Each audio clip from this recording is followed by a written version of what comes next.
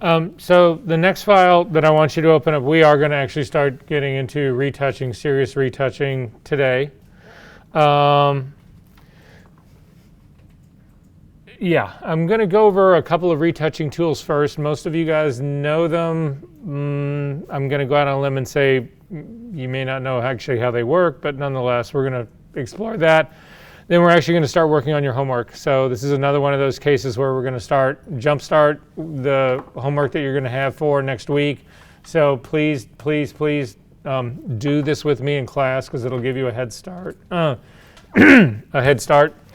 So the next file that I want you to open up, if you go to session number 6, that's actually where we are. Inside of your folder, there's a file called clonehealing1.psd, if you can open that one up. And basically what you should have is an image that's got the left side that's just a middle gray and the right side's got a gradient on it. And then you'll notice there's 2 layers. There's a circle on the top of the top layer. Right now it's not selected. I mean, the top layer is selected, but the eyeball is not turned on. I want you to make sure you go ahead and open this file and select the bottom layer, the background layer, because that's what we're going to start working on. Everybody good about this part? Okay, we're going to start with the clone stamp tool. Most of you guys, again, know how this tool works and how also the healing brush tool works, but we need to go a little bit deeper possibly in some of this stuff. So get to the clone stamp tool, the easiest way is to hit the S key. If you can't remember that, it is the clone stamp tool. It's sort of almost in the middle of your tool palette. If you click on the flyout, you'll notice there's a clone stamp tool. There's also a pattern stamp tool. You want to make sure that you're working with the clone stamp tool. Up at the top in your options palette, if you click on the drop-down menu, the default hardness for the clone stamp tool is 50%. That's probably a good place to leave it until we do other things for other reasons. You also have blending modes. You've also got, so I'm going to leave mine at normal. You've got opacity and flow as well. I'm going to leave those at 100% respective to each of those. And then finally, there's a button over on the far sort of right-hand side that says aligned. And then there's a drop-down menu that'll also give you what is being sampled. Now in our case, we don't have anything below, but your options for sampling are the current layer only, current and below, and all layers. And then there's a couple of other icons that we will explore later, what those guys actually mean. Should my aligned be clicked? Say what? Should my aligned be clicked? Yeah, sure, go ahead. And we'll go ahead and start with aligned. I think aligned is on by default. I'm pretty sure it is. Okay. This works like any other brush. You can use the bracket keys to make your brush larger or smaller. So I'm going to start with my bracket key to make it a little bit larger. So in my case, I'm about 300 pixels.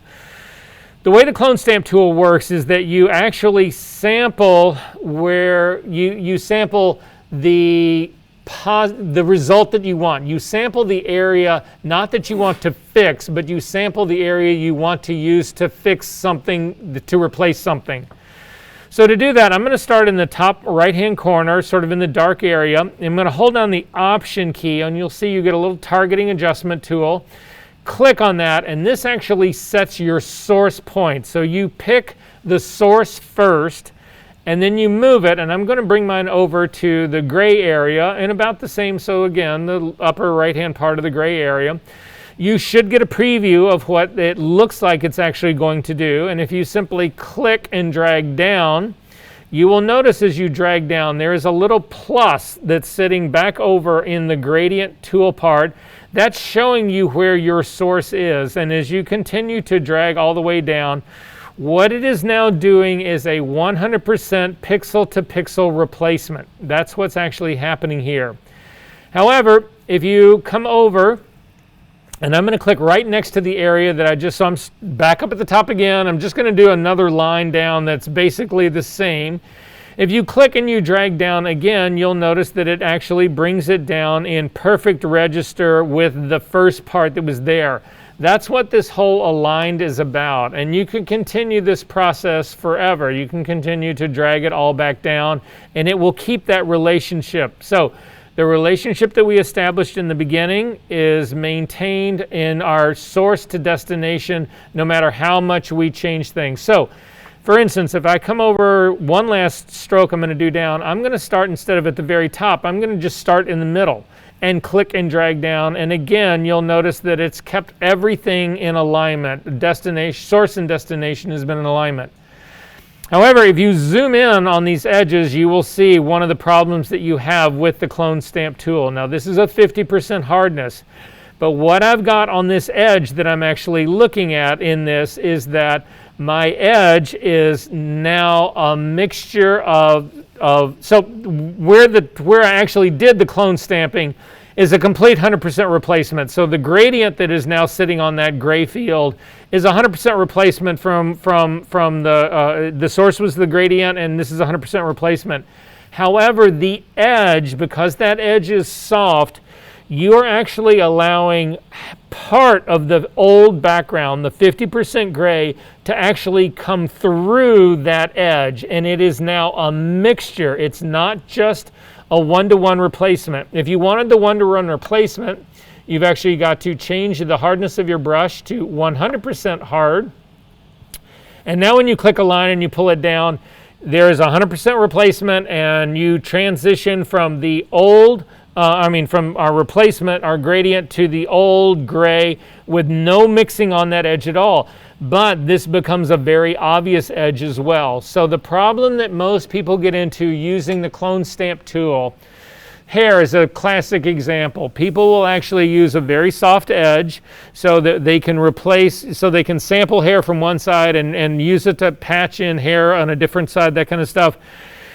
If you have your brush too hard, like this one is right now, you can spot the line where you've actually done the replacement really easy. If you make it too soft, what you're doing is you're blending old texture with new texture, and that results in no texture, or it's the wrong texture. So it's this constant battle between how soft or hard do you get this, do you use this to actually make it blend in and achieve what you want it to actually do. If you've done all of this, simply go back to the top of your history panel and click on Open again. It will bring us back to what this image looked like. Again, it selects the circle that's hidden at the very top, so make sure you click on the background layer. We're going to do this same trick again, S key to get the clone stamp tool, but this time I'm going to uncheck aligned. And if you uncheck aligned, I'm going to reset my source color again, so I'm hovering over the top right-hand corner of the gradient. Hold down the Option key and click to set my source point, and then I'm going to come over and do the exact same thing I did before. I'm going to click and drag all the way down. However, at this point, instead of going up to the very top again and starting, I'm going to start right in the middle of my image, and I'm going to click and drag down. And you'll notice that what happens now is I don't get that direct one-to-one. What is happening now is that no matter where I actually start to clone on my destination, it resets my source point to where it began in the very beginning. Now there's reasons for this, and we actually use this in some retouching. So if you think about what this allows us to do is, let's say that this is an area of really good skin up here. It allows me to continually go back to that really area of good skin and continue to do this. But no matter where I click and start, it always goes back up to the very beginning part, the original part. That's what alignment is actually all about. Are we good on this part? All right. Click Open again, just to get rid of all of that stuff. Make sure you've got the background part selected. We're going to go to the healing brush tools now, and to do them, they're right underneath the eyedropper tool. If you click and you get a flyout menu, by default the spot healing brush tool is selected, and we actually use that. This used to be a horrible tool. It's actually been made very good now because it employs content aware. If you don't know what content aware is right now, don't worry, we will get to that part. But what I want to start with, though, instead is the healing brush tool. Can anybody explain to me what the healing brush tool actually does? It's kind of like the clone stamp tool, but different.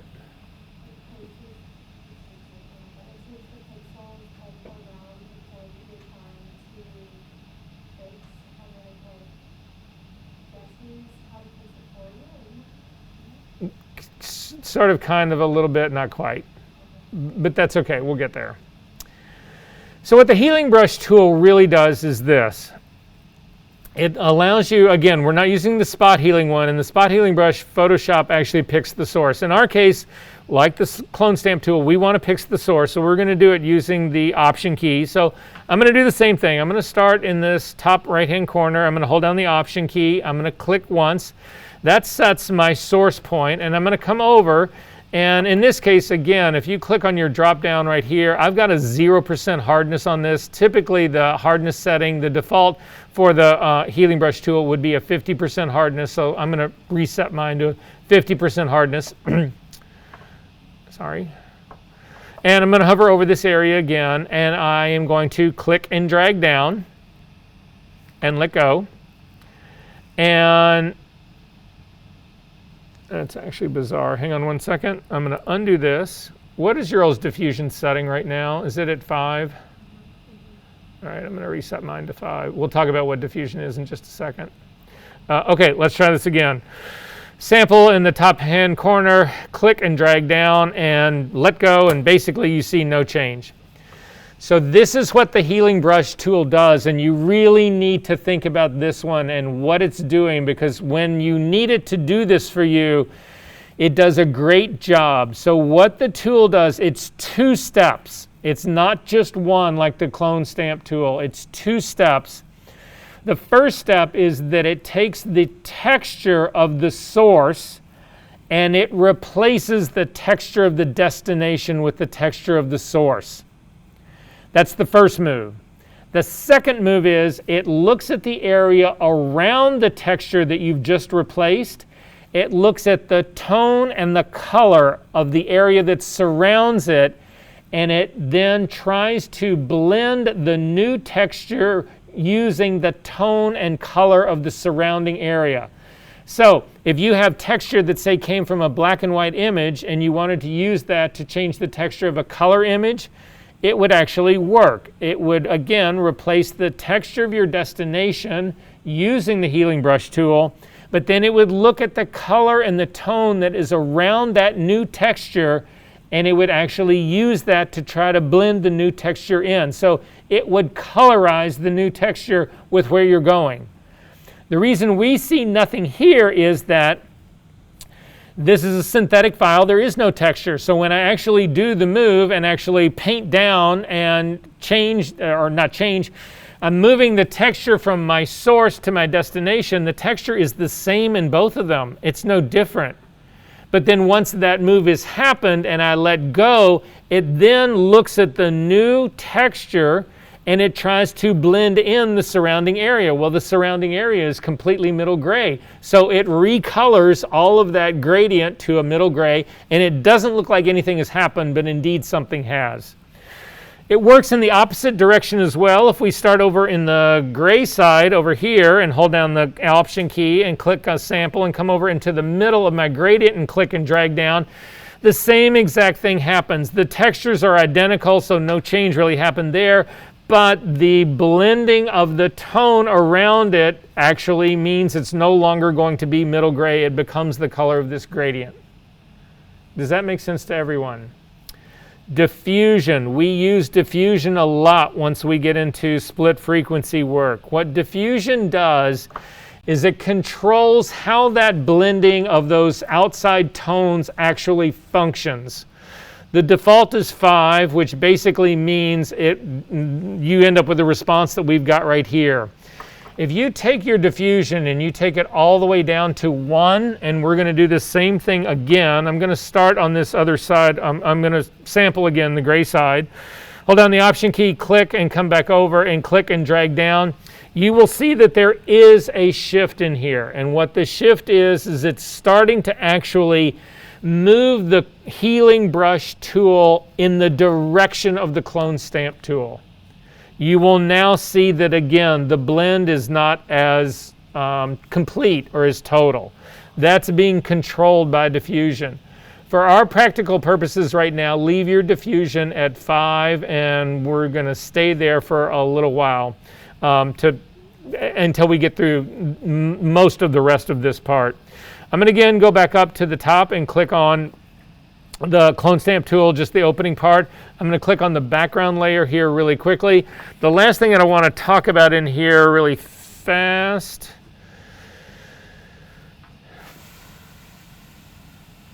Is up to your window menu, down to clone source, and you will see a window dialog opens up, and up at the very top there are 5 clone sources.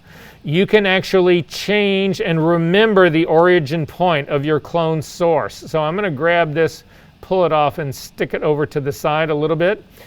I've got my clone source number 1. You can see it's the icon that's on the far left is established. I'm going to hit the S key to get my clone stamp tool. I'm going to hold down the Option key and click up in the top right hand corner of my gradient. I'm going to come over to the other side into my into the middle gray area, and I'm going to click and drag down, and we've seen this party before, right? However, I can actually then click on the second clone source. I'm going to come over to now my gray area, and I'm going to click Option click point in my gray area, and then I'm going to come over and actually clone on top of part of the gradient that I just did. I can then go back to my original clone source, and that starts me up at the gradient in the top right hand corner again, and I change this back again. Yes? So again, the window menu down to clone source, it's just another palette. But the point is, these things, you can have up to 5 different clone sources, and once you set them, you don't need to change them. These things actually go across images. If we open up, just go to your file menu, come down to open recent, and do the choke and spread image really quickly. It'll open it up. I'm going to then add a blank layer on top of my clone source image, and I'm going to start to clone. And you can see I've got my gradient is actually being cloned into this new image because that's where the source of it was actually established. If I click on my second source point, you'll see that's the actual middle gray gradient. I mean, middle gray part of this same image. So sources, the cloning of these guys, whatever, they are sticky and they're assignable, and you have up to 5 of them. So a couple of other things to look at really quickly. You can close up that image. You do not need to save this. Again, I'm going to go back to the very beginning to undo all of that part. Make sure that you've got the bottom part selected. I'm going to then do one last one here. I'm going to hold down the Option key and click on my top right part of my gradient. And when I come over to my middle gray area, you can see it's a total replacement. Well, that becomes a challenge for us sometimes because you need to actually be able to see what you're trying to replace. You need to be able to see the destination. So in this clone source, you actually have an overlay check mark down at the bottom. You can uncheck that, and when you uncheck that, it doesn't give you that overlay anymore, but if you click and drag down, it will actually do the replacement.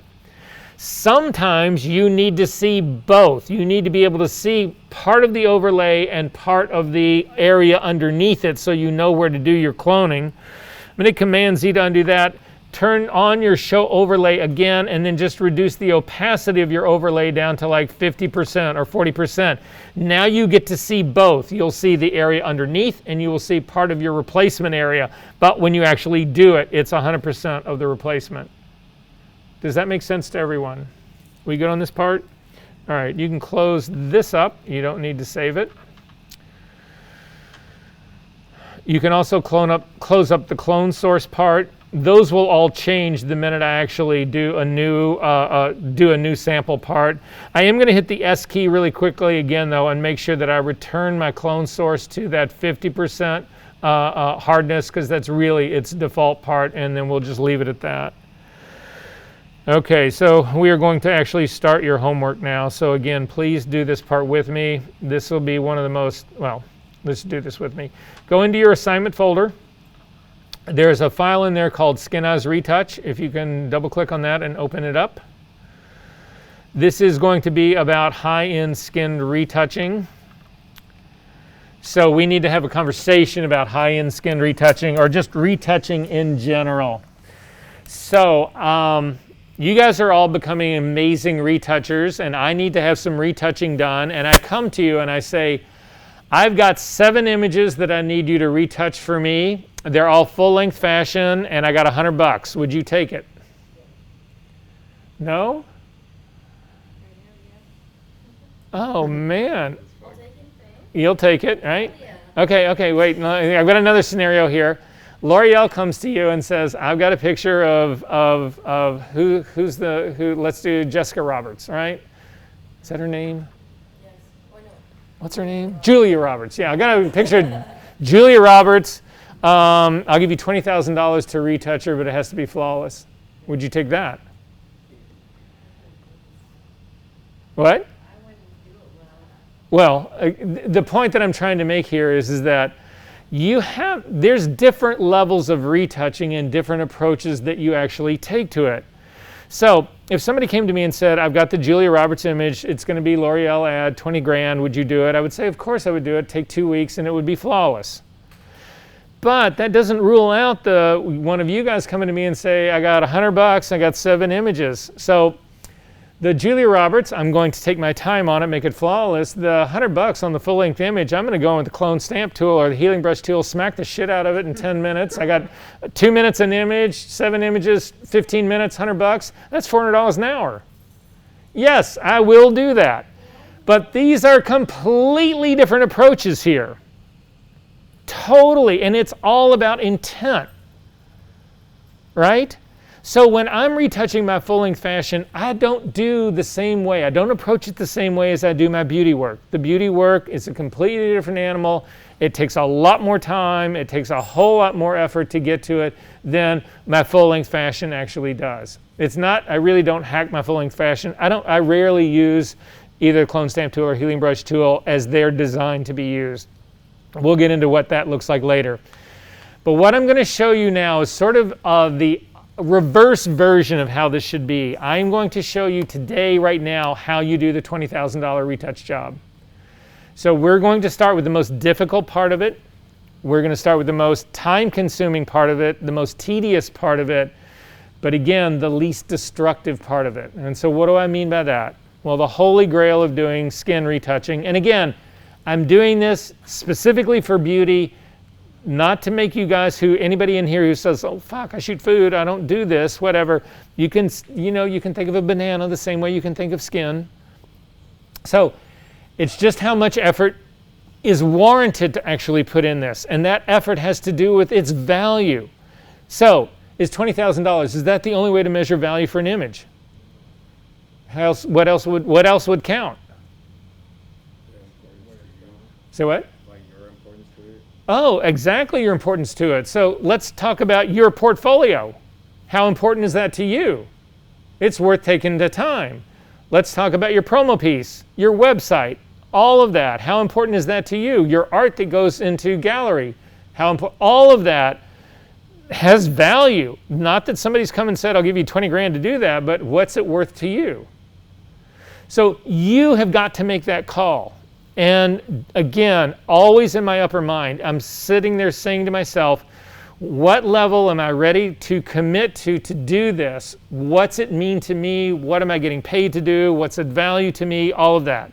I'm just trying to point out the fact that what I'm going to show you today is not how you approach every issue or every retouching issue in your life. If you do, good luck. No, it's just, you'll see, it takes a lot of time. So the holy grail in what I'm doing with this kind of retouching is the texture of the skin is sacred. If you fuck up the texture of the skin, you've ruined the retouch.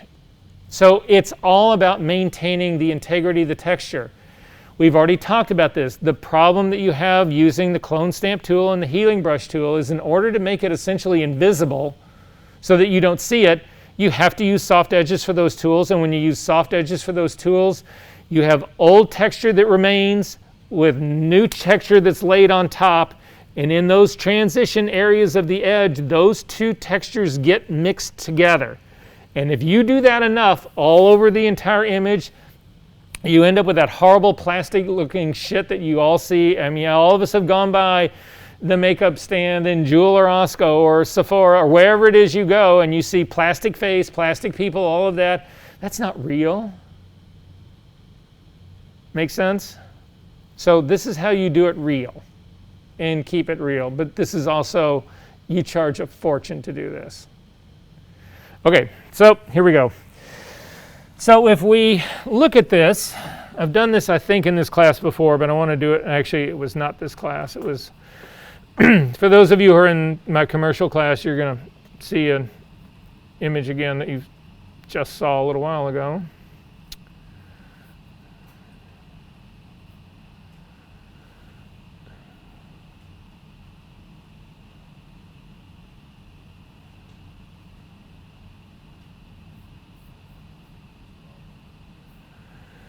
Does this thing have dimension?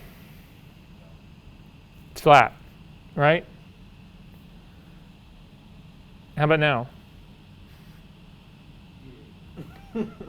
It does. I mean, obviously, this is a two-dimensional. It's an illusion, right? But photographs are the same thing.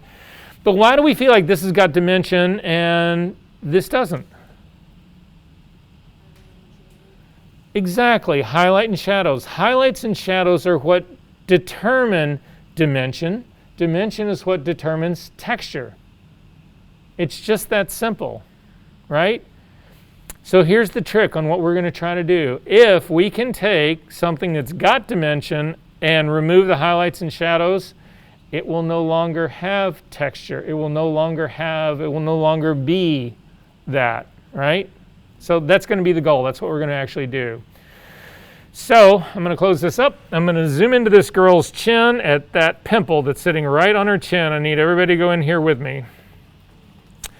So I'm at 300% on my screen. Your screen might be actually a little bit different. But so if we look at this and we apply that very same analogy that we were just looking at, why do you see this as a pimple? It's not just the shadow, but it's the highlight in the middle. It's both of them together. If I can eliminate the shadow that's around it and the highlight that is in the middle, I eliminate the pimple. Now again, I don't want to do this using the clone stamp tool or the healing brush tool. You would think that that would be the easiest. I actually want to do this tonally. So how do you guys dodge and burn? I know we had this conversation about dodging and burning when we were doing parametric work in the very beginning. This is not a case where you want to come in here and actually redevelop a file and use it a little bit lighter and a little bit darker and try to do that. We actually need to do dodging and burning, hopefully on one layer. How do you guys dodge and burn? Yeah, well, there is tools for it, right? But we're going to use a better tool for it. So I'm just going to quit asking you questions, and we got to get through this. Okay, so I need everybody, do me a favor, everybody. First off, rule number one, just make a copy of this background, Command J, regardless of how we're going to retouch this guy. I am going to double click on it though, and I'm actually going to call this Pixel Retouch. And say okay to that. Okay, my next move is I'm going to create a dodge and burning layer, and we can do this step by step, but I want you to do it the fast way. A lot of people will create an action to do this. Maybe later on we'll actually do an action for an entire retouch setup, because you can do it to actually make this second layer and call it Pixel Retouch and all that kind of stuff. But at any rate, the way I'm going to do this is to hold down the Option key and click on the Add Layer. So hold down the Option key and click on that little square with the plus in the middle of it. And all the Option key does is it opens up this dialog box so that we can name this layer and set it up in the way that we need it to be set up to do our dodging and burning. So that's all that's happening here. And I'm going to actually name this layer Tonal Retouching Small.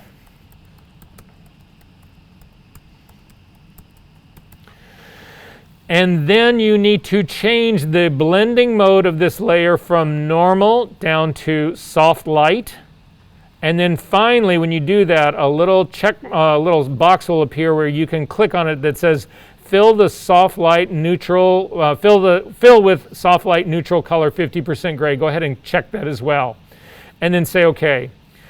And you can see what it did was that it actually built this layer that's actually got the name that you typed in. It's got a blending mode set to soft light, and it's filled with 50% gray. Now the reason we don't see this is that in any of the blending modes that are in the contrast group, anything that is 50% gray does not show. Anything that's darker than 50% gray becomes darker in the image. Anything that's lighter than 50% gray becomes lighter. So this becomes our dodge and burn layer. Hit the D key to default your foreground and background colors to black and white. Hit the B key to get a brush. In this case, make sure that your brush's blending mode is normal. I'm going to make it a completely hard brush right now just so that you can see what's going on a little bit better. I'm going to leave the opacity at 100% and the flow at 100%, and I'm simply going to paint a line across my image. And you can see that what has happened now, I have painted black on this part of the image, and it's actually made the skin darker. It didn't paint it black, it simply made it darker. Did that happen for everyone? Hit the X key to make white your foreground color and do another line right next to it. You can see that's actually made your skin lighter. Now, a lot of people will think, oh, well, this is great. I can dodge and burn with these colors. The problem that you run into with that is that soft light and overlay layers, they not only will respect this lighter, darker part, but they also will impart color. The problem that we have is we're painting with black and white here. They have no color. So what happens is you use black and white to do this tonal work, you end up desaturating the image that you're working on. If you start out and it's just a very, very light touch, it won't be too bad. But if it's actually, you're putting down a lot of serious color, because it has no color, black has no color and white has no color, they end up desaturating the area that you're working on, and you'll see it ends up being, it'll make it lighter or darker, but it'll also make it gray. And that's not what we want. We want to keep this skin tone. Does that make sense, everyone? Okay. To get rid of this stuff, come up to your Edit menu and come down to Fill. And then in the drop-down menu for Contents, pick 50% gray, normal blending mode, 100% opacity, and say OK. It gets rid of all your retouching because, again, we just filled this entire thing with 50% gray, which does not show up in a soft light layer. Does that make sense, everyone, what we just did? OK, so what we need to do is we need dodging and burning colors that are based on skin tone. That's how we're going to actually make this work, because that way I can make things lighter and darker. I can do my dodging and burning, but whatever color I introduce in this soft light layer is based on the skin tone, so you'll never see it. Make sense? So we're going to start with the dodging color first. So simply click on the foreground color to bring open the color picker, and just click on a solid piece of color of her skin tone. I'm going to click in the area that's right below the pimple. And it gives me my hue, and you can see in my color picker, again, I always, in this part now, we're going to be dealing with HSB, hue, saturation, and brightness. The color hue is 20 degrees. That's all I really cared about. I see people looking all over the place trying to pick like a lot of people, instead of doing this, I'm going to hit cancel out of here. A lot of people would come up to the highlight on her nose, and they would actually pick the highlight of her nose as the highlight, and then they would also pick the inside of her nostril as the darker color to do the dodging and burning. That's idiocy. You just need to pick her skin tone. So again, I'm going to click on the foreground color picker. I'm going to click right on that area of her nose. You'll see I ended up with a degree now. My color is 25 degrees. It's incredibly close. Again, degree is color around the color wheel. However, this is nowhere near light enough to be my dodging color in here. So to fix that, click on the brightness radio button and grab the two little arrows and drag it up till you get somewhere in the low to mid 90s. It will make it much, much, much brighter. However, this is still an incredibly intense color. So I need to reduce that. Click on the S button for saturation and drag your saturation down. And I'll pull my saturation down till usually it's in the mid-teens. And look at the result. I've got a really extremely light color that's based on the skin tone color of this girl. And say, okay, that is now going to be my dodging color.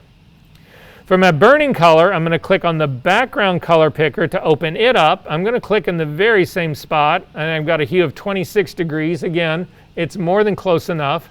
But now I'm going to click on my brightness slider, and I'm going to drag those two little arrows down. Again, you don't want to go all the way down. If you go all the way down, you get to black, and black, again, has no color. So when you use it, it will end up desaturating the area that we're working on. I'm going to pull mine down till it's somewhere in the low teens.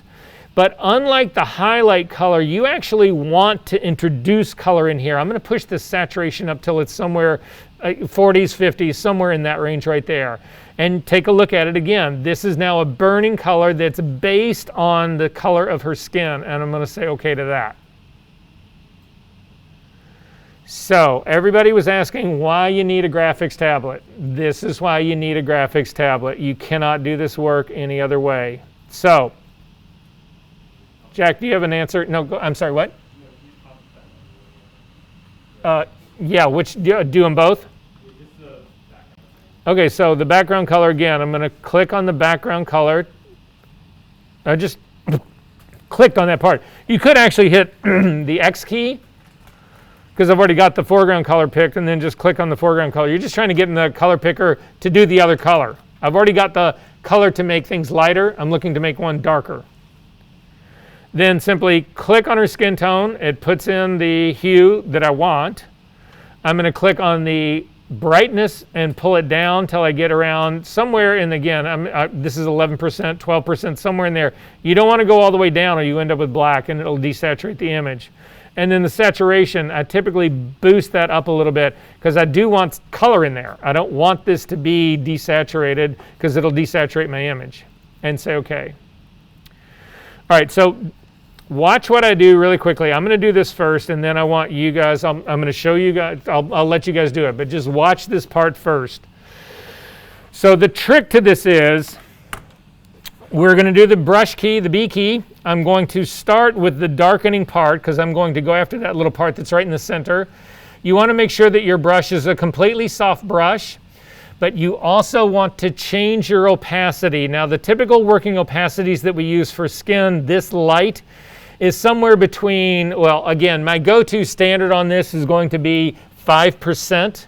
But when I start to get into very light colors and I'm doing very light adjustments, I can get as low as 1% opacity on this. I'm going to leave my flow all the way up the whole time here. So I'm going to drop my opacity down to 6%. 7% will be fine. And here's the trick. I want everybody to look at this right now.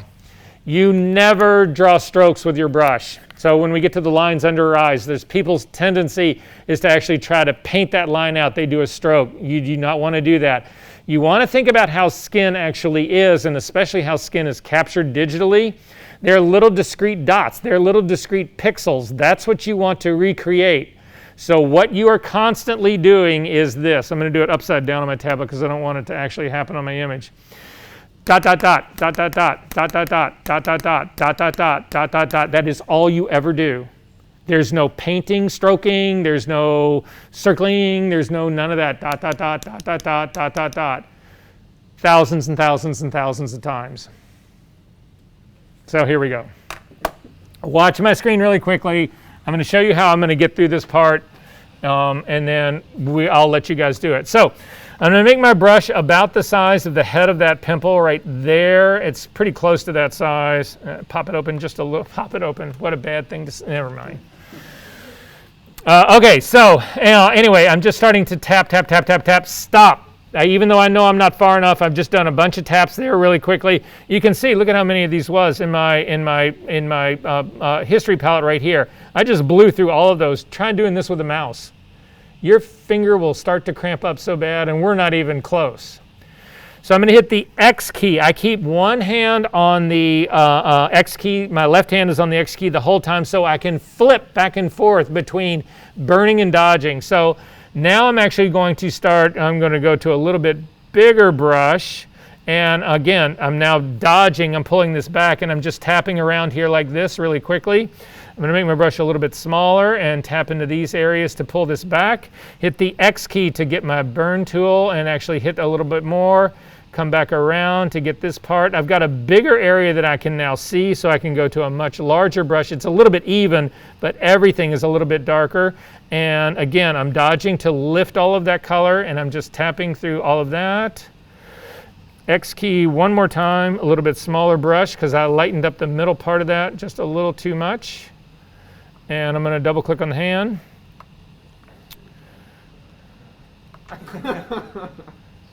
Pimple's gone. With no fucking the texture up at all. All of the pores that are around that are untouched. I didn't blend any new texture and old texture. I didn't clone stamp anything to actually screw that part up. This is how you do high-end retouching. So I need everybody to try to remove the pimple right now and see how you do. And if something's not working, you need to let me know, because this is in essence what you're going to be doing for this entire project on this.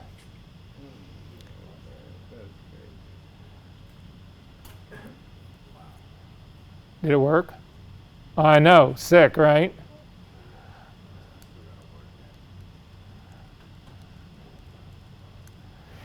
If you overshoot the mark, so let's say I made a mistake, something's wrong. Remember, 50% gray will get rid of all of that. So simply do this. Take a look at my screen really quickly. I'm actually going to click on one of my colors, the foreground, background, it doesn't matter. This is just a way to fix this if I've screwed all of this up. Type in 128 for all of your RGB values,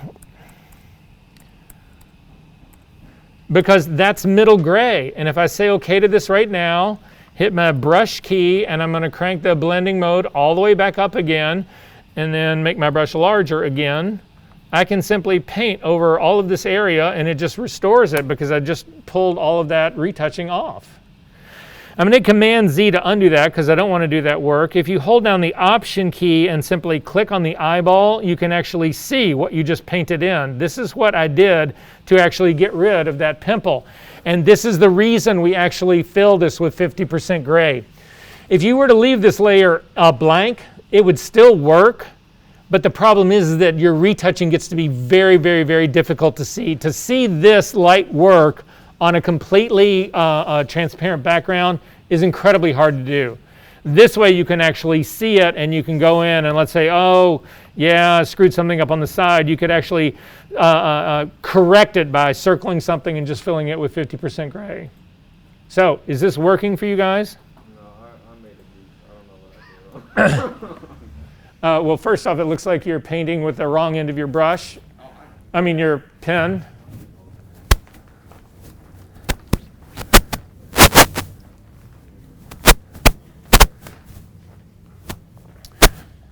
don't know if I made it.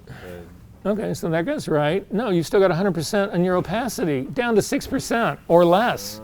Go down to 5. Guys, 5%, 6% opacity tops. Otherwise, it just takes off on you way too fast. You can't control it. Again, this tap, tap, tap, we're building density. You're erasing it. Maybe the wrong end of your brush. But you're erasing that part. Now, again, if you turn on the layer, the erased part shouldn't matter. You won't see it because there's nothing there. But that's not something you want to be doing.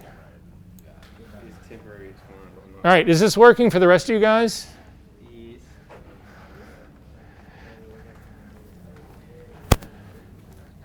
I've done it so many times, it still does not quite going away. Okay. The problem is that you're probably trying to do this with a tablet, right? Yeah. So that's where it gets. So keep zooming in. Okay. And we're going to start off from scratch again. So you need to fill this entire thing. So up to the edit menu, we're going to fill that with 50% gray. So down to fill. And say okay. And that'll get rid of everything that's actually on there. Right. Make your brush much smaller. Zoom in even more. Perfect. Brush about the size of that little white thing. A little smaller. Smaller. There you go. Make sure your brush is completely soft. It's completely soft. Opacity is at 6%, 100% flow. That part's great. You're using the darkening part now, which is great. Hover over that and tap just a couple times. Quick. Stop.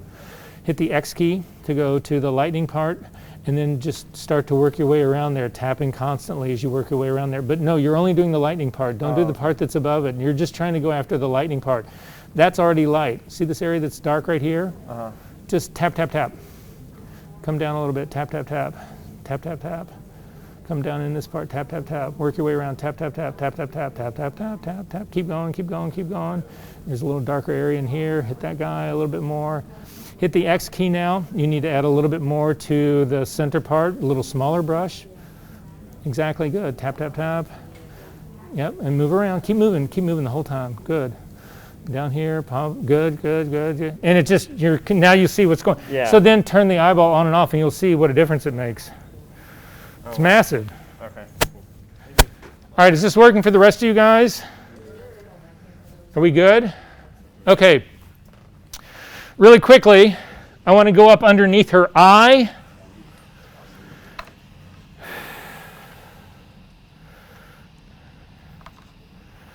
So I'm going to zoom back out. I'm going to go up under her right eye, and you will see that there's little lines here that are underneath her eyes right here. Again, we need to fix those as well.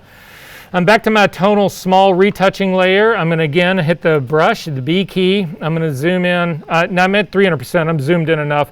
Make my brush really small, and this is exactly what I was talking about. People have the temptation to stroke along these lines. It shows it when it happens. When you do that, it becomes really obvious what you've done.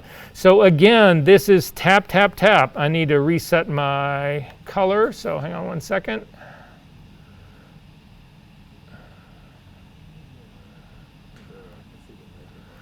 So on these little lines that are underneath here, again, watch what happens to this. I'm just going to start tapping. Oops, sorry. Go back. Again, make sure that I'm down at 6%, 4, 5, 6%, somewhere in there. And then just, again, start tap, tap, tapping. Again, what I'm looking to do, actually I'm making everything darker, so never mind. I'm going to hit the X key to make everything lighter. What this is doing is that it doesn't give me this solid line, and that's really critical to how I get rid of this stuff. Otherwise, it's actually going to show what's happened in here. When you get to like this, you're thinking to yourself, well, I'm not doing anything here. It doesn't look like a thing is actually happening here at all. Turn on the eyeball on and off, and you can see, yes, indeed, you are pulling that stuff back. You are actually getting this to work. So I'm going to continue to work like that. And that's how we actually deal with that. However, there's a couple of problems. If you look at the right underneath the bottom of her eyelid, there's a really bright dot right here. Does everybody see that really bright dot? Okay, I'm going to try to bring that. You guys can try to bring this down as well. Again, I'm going to make my brush a little bit larger. And again, this is, I need to burn this down. So I'm going to hit the X key to get to my burning color. And I'm going to just start tapping on this like crazy. And you see that ultimately what ends up happening is this. You never get rid of that little white dot, but you end up with this dark halo that goes around the entire thing. The reason that is that there's nothing there. There's no tone there. That is a pure white. And no matter how much you burn a pure white, it will never pick up. We're not colorizing it. We're trying to take tone and make it darker. There's no tone in here. So to see what you've done, just click on the Option key and click on the eyeball of this. You've got this black circle on there that is not doing you any good at all. To get rid of this black circle without having to get rid of everything else. By the way, look at my lines. These are, look at this, the line that is getting rid of those lines underneath her eyes is this whole little series of dots. That's why you don't see it. It becomes this natural thing. But anyway, this guy right here, this black dot, it shows up. It's doing me no good. Hit the L key to get the lasso tool, circle this thing, and fill it with 50% gray to get rid of it. Again, it's a mistake. Command D to deselect. And now that's all it took to get rid of this, to fix this part. Are we good on that part? Everybody square on this? To fix this, you have to use pixel, which is what the layer underneath it is. The advantage of us doing pixel work underneath tonal work is that the tonal work, all of the pixel work, passes through that tonal layer. So to fix this, you go down to the pixel retouching layer.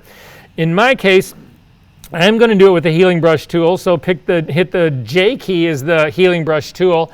Although you need to actually click on the drop down to make sure that it is the healing brush tool, that it didn't pick spot healing or something else. Make the healing brush considerably smaller. Again, I want to pick my source. However, healing brush tools have blending modes. To restrict this fix that I'm going to do on here to make this, to fill this with the flesh color, all it is making the image darker. I don't want to impact anything that's around this image. I don't want to change any of the texture around it. The stuff that's around it is correct. The only problem is this little dot. So if I change my blending mode from normal down to darken, it will not have an impact on any. If I sample the color that's around this little dot, it's the same as the color that's immediately next to it. So when I use this tool, it won't have any impact on the area that's around that little white dot. It will only affect the little white dot itself. Hold down the Option key, sample a color, and then simply take this out. And you can do the same thing for other parts of it as well. There are parts that will never come out. A lot of people will go in and try to remove all these little white spots that are in the corner of her eyes. If you want someone to look dead, you remove those because those indicate moisture. When you move those little highlights that are on the inside of her eye, you remove the moisture and she looks dead. It's great for Halloween, but not for a $20,000 retouch. Are we good on this part? One other thing we want to look at really quickly right here. There are black spots that can be just as hard to actually get out. I'm not really seeing too much that's actually happening in here. There's a couple of little white spots that are in this area right here, but this is going to be your challenge. All of this skin smoothing happens using tonal retouching. So again, hit the B key to get a brush. I do have my dodging and burning colors. I typically start with lightening. It's just the way I like to work. And I'm looking at these little areas of skin right here, and so this is how it works for me. Again, I'm going to change my blending mode back to normal, but that's because that's my clone stamp tool. But hit the B key to get a brush. Normal blending mode, 6%. Make sure it is a completely soft brush. It is. And then I'm coming over here. Tap, tap, tap, tap, tap, tap, tap, tap, tap, tap, tap, tap. Start working fast and move around. Do not stay in one place. It will never work if you stay into one place. Keep moving really fast. Even if you don't finish an area that you want to, that's okay. You can continue to come back. Your biggest threat in doing some of this is overworking an area. Now you'll keep doing this for a while and you'll get bored. Hit the X key to get your burning color and actually hit those small little areas that need to be brought down. X key again to go back to your dodging color. And you're saying to yourself, well, okay, this isn't doing anything. Take your tonal layer, turn it on and off, and look at what this has done. Massive. Does this make sense? Okay, a couple things I need to look at really quickly. There is a cigarette burn, that's what I call this thing, on her cheek right down here. It gives it color, right? I mean, there's got to be a story behind it. Yeah, cigarette burn on her. Anyway, you cannot do this tonally. This is actually going to be pixel retouching. So select your pixel retouching layer again. So what is my problem here? It's twofold. I have texture. It's the wrong texture. It's not her skin. It's some scab. And I've got color. I need to blend in the texture and I need to blend in the color around it. What tool do I use? We just talked about it. What does the healing brush tool do? Two-step process. The first is to replace the texture. The second is to blend in the color. You would never go after this with the clone stamp tool. This is healing brush tool written all over it. Make sense? To do it, we're going to do 3 different options on here. So go to your healing brush tool. We're going to do the spot healing brush tool first. I'm going to make it larger. You need to make sure that content aware is actually selected on this. It's what makes the tool work. But now remember, the way this tool works, and take a look at my screen here really quickly. People do this all the time and it's wrong. They start and they actually paint over part of it like this and then they let go to see how well a job that did. The problem is I've still got bad texture and bad tone next to this. All of that has been blended into the patch that I just did. So that is not the way to do it. I'm going to hit Command Z to undo that. You need to hit everything in one stroke. All of it has got to be covered in one stroke. And then let go. Now, I can see this patch, but I'm going to do a snapshot of it. So I'm going to click on Snapshot, and I'm going to call it Spot Heal. and say OK to that, and then Command Z to undo that. The second method is to actually use the regular healing brush tool, which is what I'm going to go after next, the healing brush tool. I'm going to make it bigger. I'm going to sample an area down here, sort of, if you think of this as a clock face, sort of the extension of like 7 o'clock. Hold down the Option key, click. Same deal. You've got to go over the entire thing or it will blend in mistaken color. I think that's a much better fix, but to find out, I'm going to click on, again, the history state, and I'm just going to call this healing brush. And say OK, and then I'm going to hit Command Z to undo that. And the final one in that group is the patch tool. And if you click on the patch tool, the way you use the patch tool is unlike the other two tools where you pick source, this one you pick destination first.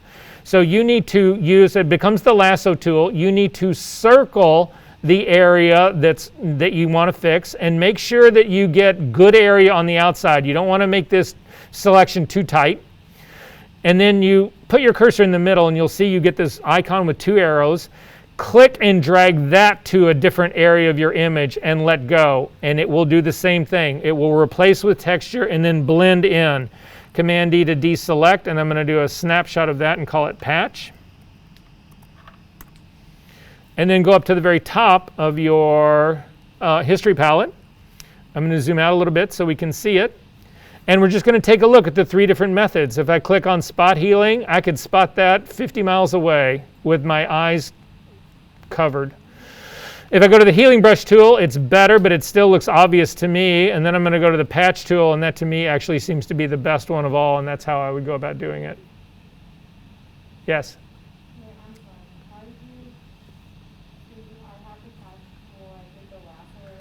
Right, so once you get the lasso around it, here I'll go back in space. So,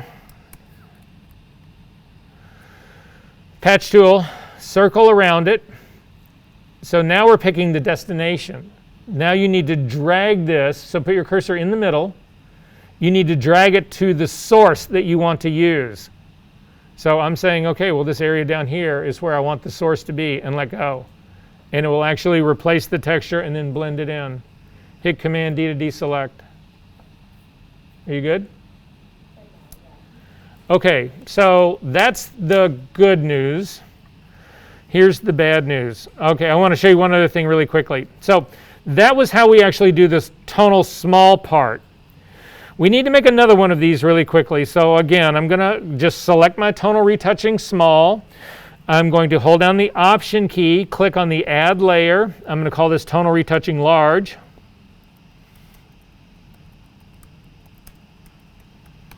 And say OK. Ooh, not say OK to that. Sorry, throw that away. Do this again. That's what happens when I'm in a rush. Tonal Retouch Large. Change the blending mode to soft light. To soft light. And click on Fill with 50% gray and say OK to that. There are areas of her skin that actually need to be lightened or darkened that don't have anything to do with the texture. Now, for anybody who uses makeup foundation, the idea behind foundation is that you're trying to blend out any variations in your skin tone. Areas that are lighter or darker, you're trying to smooth those out. But this operates on a bigger scale. This is not texture, this is tone. So if we take a look at this girl's face right now, you'll see that there's an area right in here that's a little bit darker. The area that under her eyes are a little bit darker. It's just an unevenness in her skin that I want to actually smooth out. So to do that, I'd still use my same tools, the brush, the B key. I'm going to make this one much larger. I'm using my dodging color right here. Again, I'm at 6%. That might be a little quick on me, but we'll see. I'm going to just try to lighten this area here really fast. So I'm just going to start tapping across it. I'm also going to start tapping underneath her eye to actually lift this part. And you can see other things that are happening around here. I can soften up this edge that's right underneath her lip. There's a darker area that's right into here. This part's darkened right in here. I'm going to lift this. And so this is actually what I'm doing. You can see I'm trying to get those skin tones to balance out. However, you do not want to do this on your tonal small layer, and this is the reason why. You spend 4 days doing all the tonal small work, and then you go in to do the large work and you do it on the same layer as your small work and you fuck it up. You have to redo all your small work. You do not want to do that.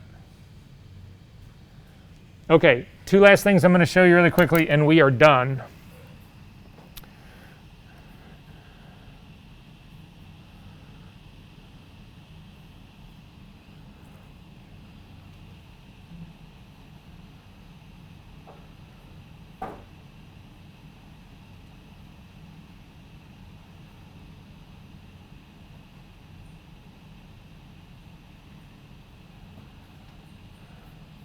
So people never believe this. So you see this girl's skin right here? Looks like skin, doesn't it? This is all done tonally. All of this with a tonal layer.